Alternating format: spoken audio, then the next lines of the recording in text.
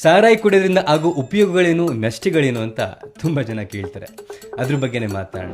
ಇದು ಮೊದಲಿಗೆ ನಿಮಗೆ ಒಳ್ಳೆ ನಿದ್ದೆ ಕೊಡುತ್ತೆ ಅನ್ಸುತ್ತೆ, ಆಮೇಲೆ ಇದು ನಿಮ್ಮ ನಿದ್ದೆಯನ್ನ ಕಿತ್ಕೊಡುತ್ತೆ. ಮೊದಲು ಇದು ಚೆನ್ನಾಗಿ ಊಟ ಸೇರಿಸುತ್ತೆ ಅನ್ಸುತ್ತೆ, ಆಮೇಲೆ ಊಟವನ್ನು ಕೂಡ ಕಕ್ಕಿಸ್ಬಿಡುತ್ತೆ, ಆಮೇಲೆ ಊಟಕ್ಕಿರುವಂತ ಒಂದಷ್ಟು ಜಾಗನೂ ಸಾರಾಯಿನೇ ತಗೊಂಡ್ಬಿಡುತ್ತೆ. ಮೊದಲು ಇದಕ್ಕೇನು ಹೆಚ್ಚು ಖರ್ಚಾಗಲ್ಲ ಅನ್ಸುತ್ತೆ, ಆದ್ರೆ ಹೋಗ್ತಾ ಹೋಗ್ತಾ ಇದು ಮನೆ ಮಟ್ಟಗಳನ್ನೇ ಮಾರಿಸ್ಬಿಡುತ್ತೆ. ಕೂತ್ಕೊಂಡು ಕುಡಿಯೋಕ್ಕೆ 4 ಜನ ಫ್ರೆಂಡ್ಸ್ ಅಂತ ಸಿಗ್ತಾರೆ, ಆದ್ರೆ ನಿಮಗೆ ತುಂಬಾ ಪ್ರೀತಿಸುವಂತ ನಿಮ್ಮ ಮನೆಯವ್ರನ್ನೇ ದೂರ ಮಾಡುತ್ತೆ. ತುಂಬಾ ಜನ ಸಾರಾಯಿನ ಪರಮಾತ್ಮ ಅಂತಾರೆ, ಆದ್ರೆ ನಿಜ ಹೇಳ್ಬೇಕು ಅಂದ್ರೆ ಮನುಷ್ಯ ಸಾಕುವಂತ ಕ್ರೂರ ರಾಕ್ಷಸ.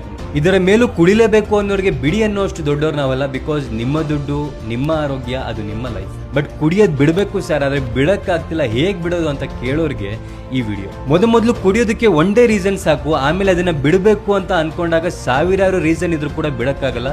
Because addict ಆಗ್ಬಿಟ್ಟಿರ್ತೀರ. ಯಾವಾಗ ಒಬ್ಬ ವ್ಯಕ್ತಿ ಸ್ಮೋಕಿಂಗಿಗೆ ಅಥವಾ ಕುಡಿಯೋದಕ್ಕೆ ಅಡಿಕ್ಟ್ ಆಗ್ತಾನೋ, ಅವನ ದೇಹದಲ್ಲಿರುವಂತಹ ನಿಕೋಟಿನಮೈನ್, ಅಡಿನೈನ್ ಡೈನ್ಯೂಕ್ಲಿಯೇಟೆಡ್ ಅನ್ನುವಂತ ಒಂದು ಅಂಶ ಕಡಿಮೆ ಆಗುತ್ತೆ. ಆಗ ನಮ್ಮ ದೇಹ ಸರಿಯಾಗಿ ಕೆಲಸ ಮಾಡಬೇಕು, ಆಕ್ಟಿವ್ ಆಗಿರ್ಬೇಕು ಅಂದ್ರೆ ನಮಗೆ ಎಣ್ಣೆ ಬೇಕೇ ಬೇಕು ಅಥವಾ ಸ್ಮೋಕಿಂಗ್ ಬೇಕೇ ಬೇಕು ಅಂತ ಅಡಿಕ್ಟ್ ಆಗ್ಬಿಟ್ಟಿರ್ತೀವಿ. ಅದಕ್ಕೆ ಈ ಅಂಶವನ್ನ ನಮ್ಮ ದೇಹಕ್ಕೆ ಕೊಟ್ಟು NAD ಥೆರಪಿ ಅಂತ ಮಾಡ್ತಾರೆ, ನಿಧಾನವಾಗಿ ಆ ಚಟವನ್ನ ಬಿಡಿಸ್ತಾರೆ. ಸೊ ಹಾಗಾಗಿ ನಿಮ್ಮ ಹತ್ತಿರದ ಜಿಲ್ಲಾಸ್ಪತ್ರೆಯ ಡಿ ಅಡಿಕ್ಷನ್ ಸೆಂಟರ್ಗೆ ನೀವು ಒಂದ್ಸಲಿ ಭೇಟಿ ಕೊಡಿ. ಎಲ್ಲೂ ಗೊತ್ತಾಗಿಲ್ಲ ಅಂದ್ರೆ ನಮ್ಮ ಬೆಂಗಳೂರಿನ ನಿಮ್ಮಾನ್ಸ್ ಹಾಸ್ಪಿಟಲ್ನ ಡಿ ಅಡಿಕ್ಷನ್ ಸೆಂಟರ್ಗೆ ಭೇಟಿ ಕೊಡಿ. ನಿಮಗೆ ಗೊತ್ತಿರೋರ ಪೈಕಿ ಯಾರು ಕುಡಿತದ ಚಟವನ್ನ ಬಿಡಬೇಕು ಅಂತಿದ್ದಾರೋ ಅವ್ರಿಗೆ ವಿಡಿಯೋನ ಶೇರ್ ಮಾಡಿ, ಅವ್ರಿಗೂ ಹೆಲ್ಪ್ ಮಾಡಿ.